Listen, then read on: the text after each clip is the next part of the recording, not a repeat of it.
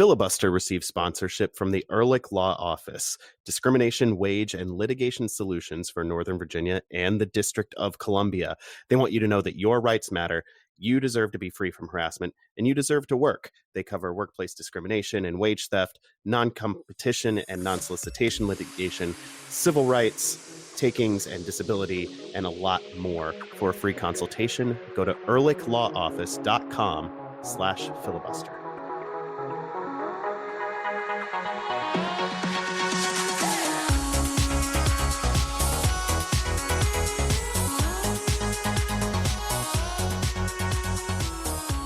Important question in our Twitter mentions this week. Really important question. What is the plural of filibuster? We're doing more than one episode a week now, so this is important. Attorneys General.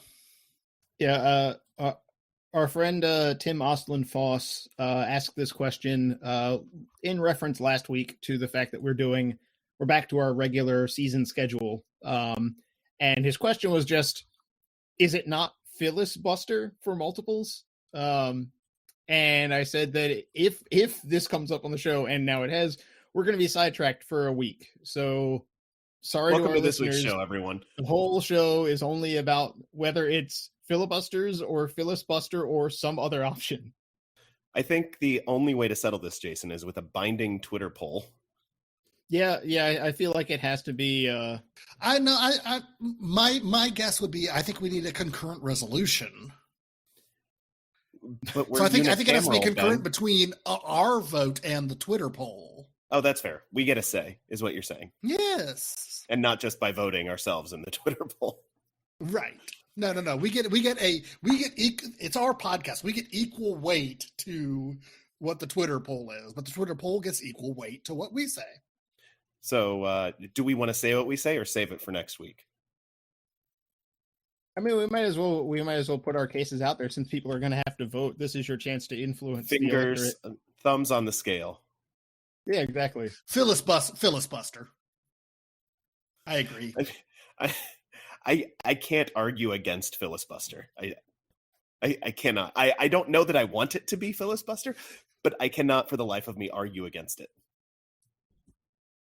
I'm trying to think of an other rather than filibusters or filibuster. And I don't really have a good other because we only just started talking about this and I have not thought about it at all. So I guess I want to keep the door open. If someone's got an other candidate that is a quality one, maybe reply to the poll. Filibustinos. I mean, a good one is the important part. Filibustopodes.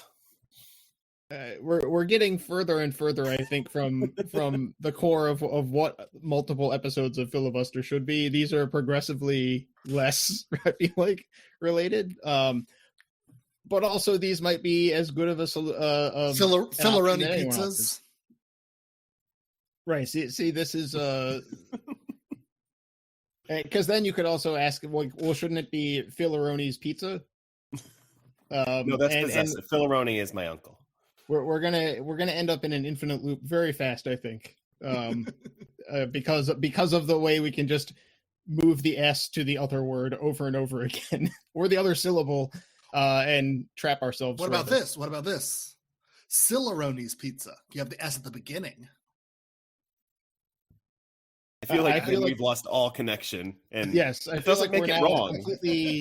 completely out of our own solar system and in interstellar space. Hey, welcome in. This is the first of 2 Filibuster podcast episodes this weekend. There's too many possible plurals in there. I completely got myself messed up. I am Adam Taylor. They are Jason Anderson and Benjamin Bromley. We are all from blackandredunited.com, where we talk about DC United. And this week, we are talking about a 3-0 win, DC United over Charlotte FC to open the 2022 slate. Later in the week, we will have Laurel Failer from Queen City Press on to help us preview the upcoming game, DC United at FC Cincinnati this Saturday, 6 p.m. Watch it on NBC Sports Washington Plus, Teleexitos, DCUnited.com, ESPN Plus, and we have new things to add to this ever-lengthening list. 104.7 Wonk FM and the iHeartRadio app are also available, which is pretty cool because I'm pro radio broadcasts. And I assume this podcast in general is pro radio broadcast. Before we talk about anything else, though, Ben, what are you drinking? Gin and tonic. That's all. That's a tweet. Top shelf lime juice? No, lime juice from bottle. And Rail lime juice. Yeah. Yes, rail lime juice and gin from Bombay Sapphire. Good old fashioned And tonic from Food Lion. Sure. Tonic. Yeah, most tonic is tonic. Yeah, Wait, exactly. you still have Food Lion? Yes. Oh, wow. Yeah, Food Lion. Or Virginia, as Kentucky. or as we call it, Food Dog, because the lion looks like a dog. You do Yeah, not it's agree not- with their heraldry. I mean, their lion looks like a dog, so it's Food Dog. Yeah, he does look a bit like a dog. Jason, what are you drinking? I have some Sagamore Spirit rye whiskey on the rocks. Nice. So keeping it real simple because I didn't really realize what time it was, and I got in the shower at like 8 and then got out and was like, I don't really have a lot of time to do very much other than pour something into a glass and get on the podcast. So I did that. Great story. I've also Really. got whiskey I poured in a glass immediately before we sat down to record this. I've got Four Roses small batch, Nice. That's a good which one. is a good one. I've got it neat. It's a nice way to go, I think. On to the soccer. The performance wasn't comprehensive, but the result thankfully was 3-0 Good Guys on Buzzard Point on the back of a first half brace from Michael Estrada and a second half capper from Ola Kamara that he technically gets credit for. It's right that he gets credit for it, but he technically scored that goal. It's a win, and because it's a win, I want to start off with the positive. I have a feeling there's going to be some constructive criticism of the team's performance. I want to start on the positive, and that is your MLS Team of the Week goalkeeper, Bill Hamid, who pitched a shutout, had some good saves in there. Wasn't called on too much, but, did the job that had to be done. I mean, yeah. He was good. He was fine. I mean, sometimes when you look at the Team of the Week, sometimes it's just like at a position, there's just like a bunch of like, yeah, that was fine. Maybe there's not someone who was like really excellent at a position this week. And Bill Hamid's always great, and he did a fine job. And so, yeah, like you said, he wasn't called on that much. So I wouldn't say he like stood on his head or anything, to use a terrible Britishism. But he was solid. He got himself well into the beginning of the season, and yeah, he did Bill Hamid things. Yeah, I mean, the only real, dangerous chance that got past him is that Jordi Reyna shot off the post when it's already 3-0. And even then, if Hamid's a little slower off his line, then maybe Reyna takes a slightly better shot and tucks that one away. Yeah, he had those 2 shots or 2 angled saves at the post early in the second half. I want to say both of them. Mm-hmm. Both pretty sharp saves, but nothing out of Hamid's top drawer by any stretch, because ultimately Charlotte didn't really create very much in this game. Their expected goals got up to 1.1 in the end, which is maybe higher than I would like, which is maybe getting into what Adam already intimated. But yeah, Hamid did the job. He was solid enough, and there weren't that many. There were a lot of goalkeeping performances around the league this week that were like, yeah, that's about right. And the fact that he kept a shutout in a game that was less of obliteration of one team probably helped. So yeah, good on him. Good for him to get that recognition early. That we've often found that DC players that have a pretty solid game in a position where no one else really does anything, they often get forgotten. So that's nice. Well, that's a positive, right? Yeah, for sure. I thought Hamid was good with his feet in this game too. He was spraying some long passes to people's feet that in years past he doesn't always connect on. So that was nice. Yeah. I'd like to see him keep doing that. Passing accuracy percentage was 90.9%. So the short passes were accurate, the long passes were accurate. that's pretty good. If you're trying to keep control of a game and not necessarily have it turn into 50-50s at midfield, then this is one thing you can do, and he did that job pretty well. Yeah, considering the narrative on his skill set, yeah, definitely. You like to see that. And in a game where the foreign import goalkeeper kicked a goal kick out of bounds on at least one occasion, it's again nice to see Bill showing out a little bit. Yeah. So wanted to start with that. The actual game started a bit slow by DC, certainly not up to the standard I think they set last year for the way they started games, the level of pressure that we've become accustomed to seeing and the types of chances that we're used to seeing early in games certainly didn't come about. Thankfully, the team wasn't forced to pay for it, thanks in part to a narrow but correct offside call on VAR that, kind of turned the joy to ash in Charlotte's mouth after what they thought was their first ever goal. Which would have been a really bad goal to give up, by the way. Yes. Oh, yeah. Yes. Yeah. Because this lots is of defenders ball watching for no reason. Right. No pressure on the ball when TT Ortiz serves it in. And a lot of guys just sort of like kind of standing around like, so who's going to deal with this? No one. That's not great when, especially, I mean, we're talking about Charlotte putting a cross in against guys like Steven Birnbaum and Brendan Hines. Like, Charlotte's forwards are all guys that are like 5'9", 5'10". Should not be winning any headers in that area of the field. Certainly not that easily. I mean, yes, was it Mackenzie Gaines gets kind of cleaned out. So I maybe shouldn't say it was an easy win because I'm sure he probably does not feel like it was very easy to get decked in the aftermath of that. But he did have an easy time putting his head on the ball and scoring a goal. And I don't think the offside actually is what but like if he had been onside, I feel like he still scores the goal. Right. Because it was that narrow. So yeah. United got bailed out by his failure that he to stay took on. that one, he took that little extra step.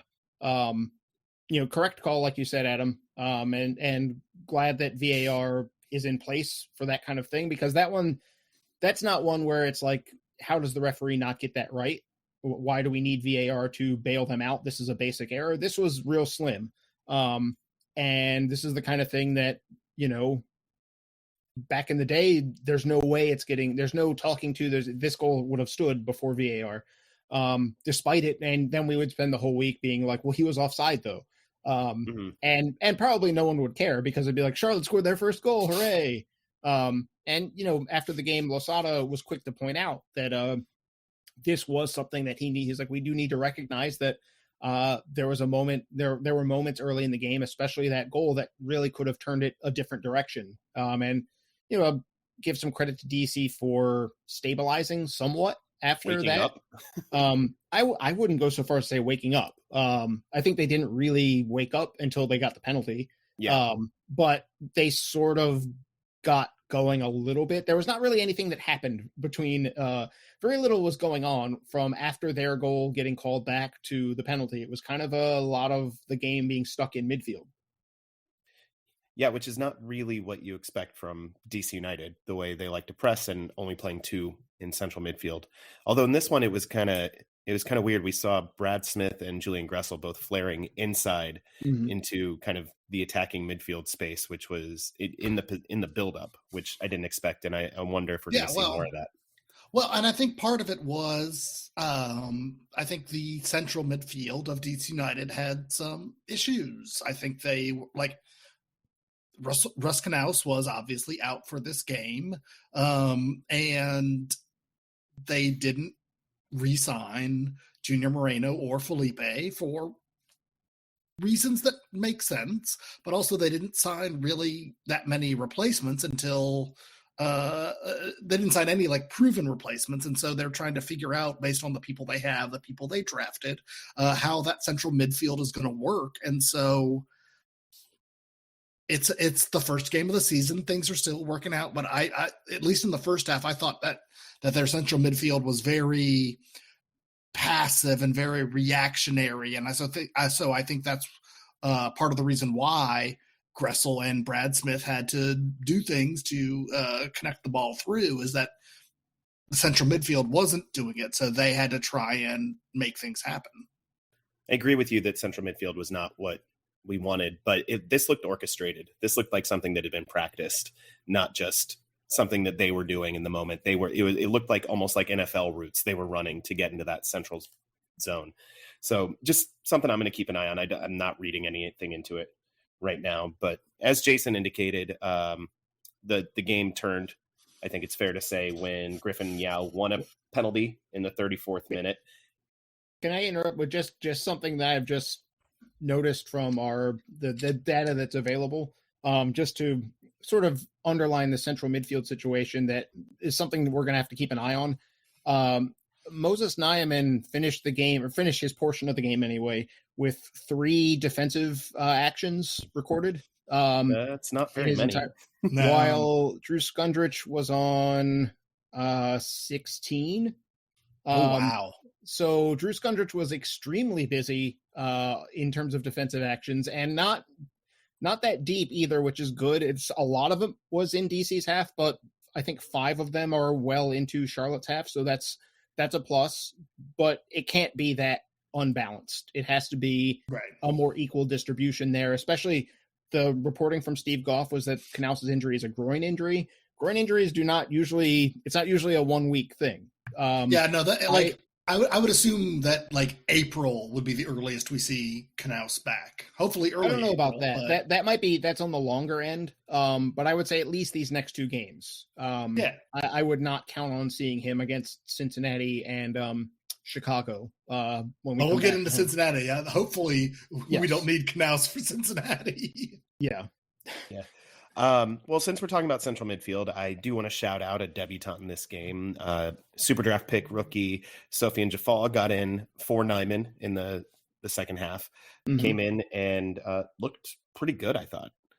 Yeah, I thought he was really solid. I thought like if he and Nyeman are battling for the same spot on the lineup, I think like at least what we see in the game. Obviously, we don't see training, but it could be a toss-up. It could be closer than what folks thought before this season started. Nyeman's going to have to step up and claim that spot and battle to fall away if he wants to keep that spot. Yeah, to go even further, Steve Goff tweeted when he broke the news that Jafal had gotten his visa and would be in the lineup. He said that Jafal probably would have started this game had the team been certain about his visa coming through. But because they weren't, he trained with the second unit and wasn't ready to start. So I think he's definitely a candidate to start against Cincinnati. Sure. I would assume that he and Nyeman are in competition for the same spot in midfield or the same role in midfield, but seeing Jafal mix it up a little bit and range a little bit, I'm curious whether he could step in for Skundrich. Well, and whether we want that. The thing I would say is if we're basing it only on this game, then the answer would be no. If you're basing it purely on one game only, you would have to say that the move would be Nyeman giving way. I don't just think because of those defensive actions. Right. Like I don't think Nyeman had a bad game by any stretch, but he wasn't involved enough. And Jafal ended up with more defensive actions in his half hour, give or take. 25 minutes. So yeah, he was more active on that side of the ball. He only misplaced 1 pass while he was in. And I know that Lucy Rushton mentioned that he could play the 6. It wasn't just that he's an 8. So yeah, I mean, I think the club is definitely ready to trust Nyeman, and they're not going to just pull the trigger off of one game. Yeah. But it is worth watching that Jafal was able to perform the way he did, that Skundrich was able to be as active as he was. Because now with Knaus out injured, Skundrich is kind of a lock to start this next game because of the fact that they don't have anyone else that's going to be producing 16 defensive actions. And that was my point about Jafal. If he can be as rangy and get into tackles and win those tackles at the level of Skundrich, he brings, I think, probably a lot more going forward. And to have that level of skill alongside Nyeman is, I mean, the nerd in me is Well, kind but- of excited about that. sure, I but don't not- know that it'll work, and I don't know that I would necessarily want to see it this week. But the idea is there now. Sure, but you gotta prove out what's on the field, and For sure. Nyman had I want him to prove it out, but when you're maybe Cincinnati is a good way to mix things up. You don't have to. I'm talking real crap about Cincinnati right now. You don't. I was about to say you don't necessarily have to have your best look at the start against Cincinnati. Well, I mean, it's possible that, But you do need to smash and grab those 3 points against Cincinnati immediately. But that means that DC might take a different approach against Cincinnati, who play a very different style of soccer from, as Losada said after the game, Ramirez is committed to the positional style. And that matchup was actually kind of interesting to watch DC try and press a team that is trying to manipulate, is being this kind of the modern version of what kind of team is using the ball to manipulate the other team and using, their movements and in concert. This is something that Austin just did to Cincinnati. This is Josh Wolf's style of play as well. If you watch the Premier League, you've seen Man City. This is what everyone's trying to be. Man City. This is what they're trying to do. So that aspect of it, maybe DC goes on the road and says, let's play with 2 up front and 3 in central midfield. And then Jafal's probably starting. And then it becomes, is Flores moving up front with Estrada? We're about to talk about Estrada. I would say that maybe Estrada is not exactly starting next week, despite the 2 goals, which is an interesting situation to be in. Before we get to Estrada, I want to talk about the penalty that Griffin Yao won, which I think it's fair to say turned the tide of the game, at least put it squarely into DC United's control, and not just on the scoreboard, but they played better as well. And I've seen a lot of people say that this call was wrong, that VAR should have overturned it. And I can't say how much I disagree with that, because I think the reason people think that is because the replays that were shown were bad. They were the wrong angles to show on this. And my seat was basically opposite from the camera, staring right at where it happened. And it wasn't Fuchs. Was it Fuchs? It wasn't Fuchs. It was another defender. Who committed the handball. No. Actually, no. I thought it was Fuchs in real time, but I think it was Brent Bronico. Yeah, it was Bronico. Yeah, it was Bronico. His left arm was tucked in, and he turns it, but his right arm is, his elbow is tucked in, but his forearm is sticking out. And the ball bounces off his forearm. It basically hits his wrist. And I could see it clear as day from my seat. And the replay, his forearm is hidden. So it looks like it bounces off his left upper arm or his chest. But if you run it frame by frame, you see the ball kind of disappear for one frame behind his shoulder, and it's clear that it's hitting something on the other side. So I think the handball call was correct, and the reason it wasn't VAR'd is because it was obviously correct when you replay it from the correct angle, which the broadcast apparently did not. So if you have Charlotte friends saying that it was a nonsense call, just tell them they're wrong, politely, and be friendly about it, but tell them firmly that they're wrong. Michael Estrada stepped up in a very Ola Kamara-esque fashion, buried the penalty, had a second goal later thanks to a deflection. This time it was off of Fuchs, not Bronico. But Jason, I know you have some other aspects of his game that you want to get into. Yeah, because it's a mixed bag. It's great that he scored. If you're DC United creates a ton of penalty kicks. So if you're going to be the chief penalty kick taker on the field at any given time, DC needs you to be good. And so far, Estrada, his penalty kick routine looks like something he's not making it up on the spot. It looked pretty rehearsed to me. It looks like he knows what he's doing in that, which is good. Set the goalkeeper the wrong way and put the ball in the opposite corner. It's about as good as it gets. That part is a big plus. The fact that he had that, hit the confidence on his second goal to shoot it with enough power that deflection doesn't take it away from goal, but it carries on and stays on frame. That stuff's really good, and you want to see him, if he's going to get a chance, converting it. It's just that's about all he did in the game. there really isn't a lot. He had 20 touches, which is from DC starters is by far the lowest, according to, this is all from WhoScored.com's game data.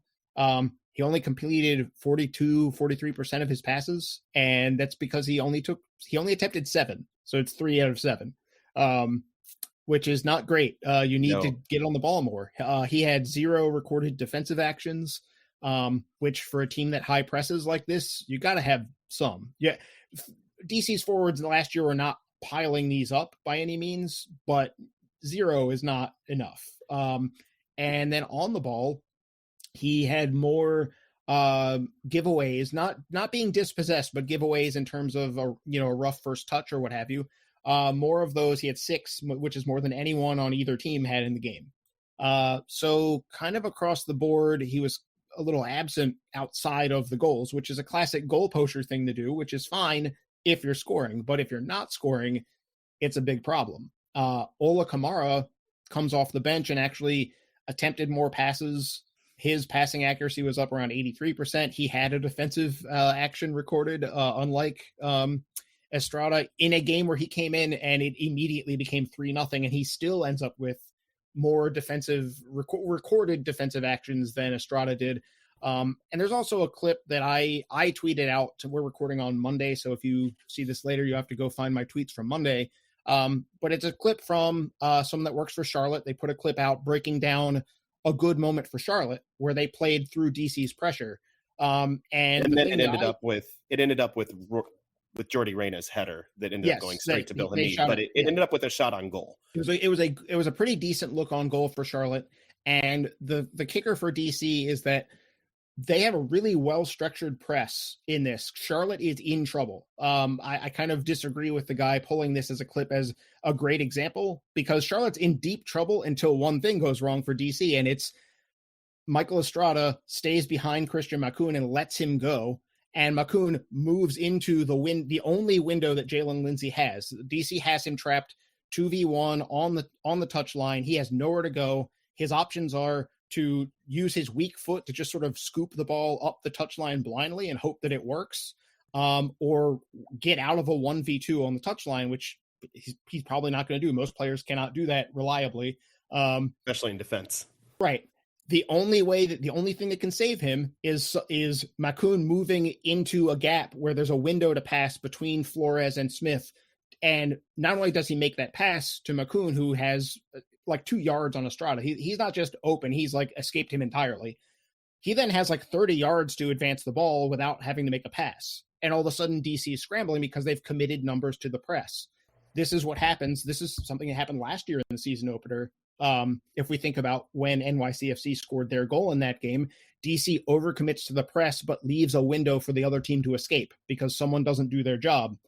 And all of a sudden they come out the other side and it's acres of space. And this is how Charlotte generates this chance, is acres of space. DC's scrambling. It all kind of falls apart because one person doesn't track. If Estrada is awake to this, and he gets subbed out a few minutes later, by the way. Mm-hmm. And I can't imagine that these things are not completely, these are probably slightly connected things. I mean, just to drive the point home for people, like I watched the clip after you tweeted it out, and it's jarring watching Estrada because there's a pass back to the keeper and he leaves Makoun to close down the keeper, which is correct. Right. And then when the keeper passes it out wide, he switches off. He's just like, all right, I made the defensive sprint. I'm good. I'm done. And the ball goes to Makoun. He snaps back into it for a minute and runs up, and then Makoun passes the ball wide again, and he switches off again. Yes. And that's when Makoun moves into the space and has the 30 yards to move up. And he had 2 opportunities to get back into position and just didn't. I don't know if he was fatigued because he wasn't there for the whole preseason. He didn't have the off-season workout regime that everyone else did. Losada did mention along those lines after the game that they do view him as needing a little more fitness work to catch up, because at Toluca he wasn't playing, and you play for Ecuador for a couple of games and then you go back to Toluca and you're not doing anything that's not really going to get you to a maximum overdrive fitness level. Yeah, right. I think that's fair. I don't want to condemn Estrada or anything, but it was a jarring moment to watch the tape on that play, and I think and hope he will get better. on that level of both fitness and commitment in those moments. But there were other players who are returning this year who were completely gassed at the end of the game and trying to make recovery runs, and their legs just weren't there in the final minutes of the game. So later in the game than this was, but it's the first game of the year. You don't make any sweeping judgments based on this game. One thing I will throw in, since you mentioned that, Adam, is that both Losada and Julian Gressel brought up the point that they felt like one of the keys to them seeing the second half out the way they did was that they were the fitter team, that they were able to have more energy in the tank than Charlotte did, and they were able to lean on that fact. Now, I don't know how much of that, because I do agree that they looked like they had more in their legs than Charlotte. I also don't know how much of that is when you're trying to convince yourself to be a pressing team. It's not just you have to have the fitness, you have to have the belief as well. So how much of that is we're saying this because we need to believe it. We need to if I'm a coach and I'm asking all of these guys to give so much of themselves to this style of play, including dietary choices, including sleep habits, including all this extra stuff that's not at the training ground, they all have to believe it. And I need them to believe it, or else it's not going to work. So I am kind of curious as to whether it was, or how much of this, because I think it's both. I don't think it's we're not being fed a line here, but I do think there's an element of, because Adam, you're right. I think they did look fatigued at the end of the game. So I think there is an element of we're saying it and we're making it a point of emphasis because it's such a big thing for the culture of how this is going to work, that it has to be true. We need it to be true. So we're going to want it to be true. Well, one of the reasons they were so fatigued at the end of the game too is because DC United really did press all the way through the game. Into second half stoppage time, they were still pressing Charlotte deep into their own half. Mm-hmm. And that's more than we saw in most games last year, especially down the stretch.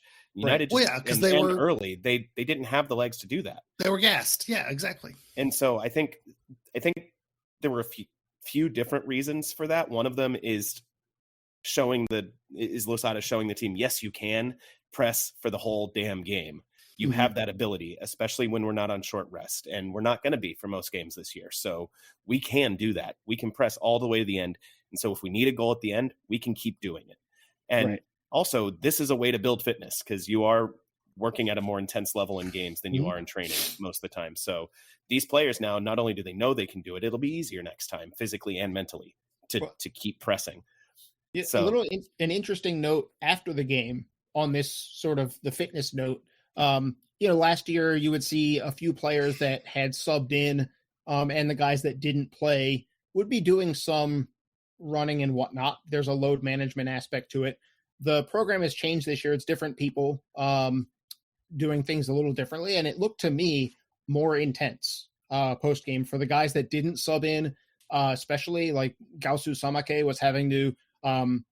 At one point before the press conference, he was doing like a complicated back and forth kind of like jog 3 yards, and then you have to cut around something and come back the other way.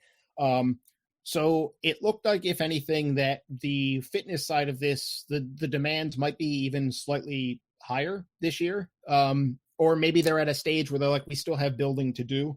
And these guys that didn't get to build through playing tonight's game, we're going to build them through the post game, where they're out there in their warm-up gear, and everyone else is actually, at one point, one of DC's players had to stop doing this because Miguel Angel Ramirez had finished his press conference and had re-emerged and was actually trying to make his way to where the bus is for the team.